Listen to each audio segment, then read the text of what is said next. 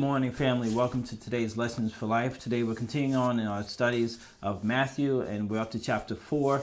And as always, I'm going to encourage you to read through it for yourself. See what you get from it. You can share with us in our comments on the blog as well, too. In the YouTube section, you can do the comments. But I'm only going to be able to share with you a little bit because there's always so much that we can get from the scriptures, and Matthew 4 is no exception. This is the beginning of Jesus' ministry. He started off by being led by the Spirit to be tempted by the devil, and this is significant that he was led by the Spirit to get tempted, because this was an important part of the beginning of his ministry.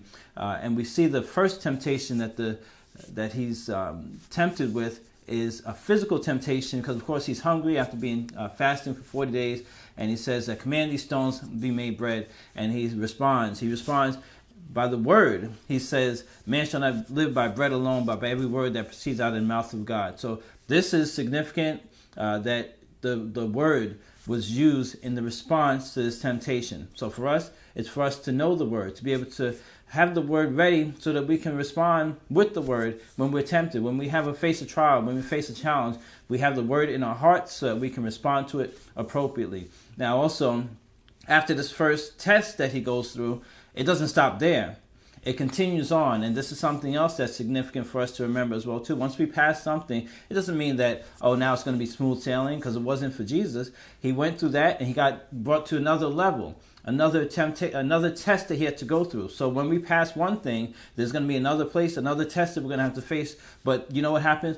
The first test helped to prepare us for that next test. So this next test that he went through, the enemy actually used the scripture. It was he kind of tricked him with this, tried to use the scripture, but then the Lord still responded to him. So one thing we can see from this is that we have to have the right proper discernment, the right proper understanding of the scripture to know how to apply it and how to really use it for our benefit. Because sometimes someone else or it just can be interpreted in the wrong way, and it's not intended for that way. So we really need to know how to apply it, how to use it. So once he passed this test now of to throw himself down, to cast himself down, he passed that test. He was taken. It wasn't smooth sailing now again. He got next to the next test, the next trial that he had to go through.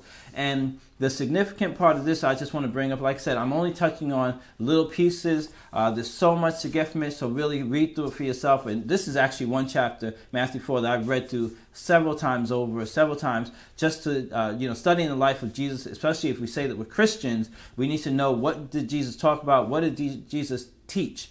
But this was the third temptation or trial that he had to face.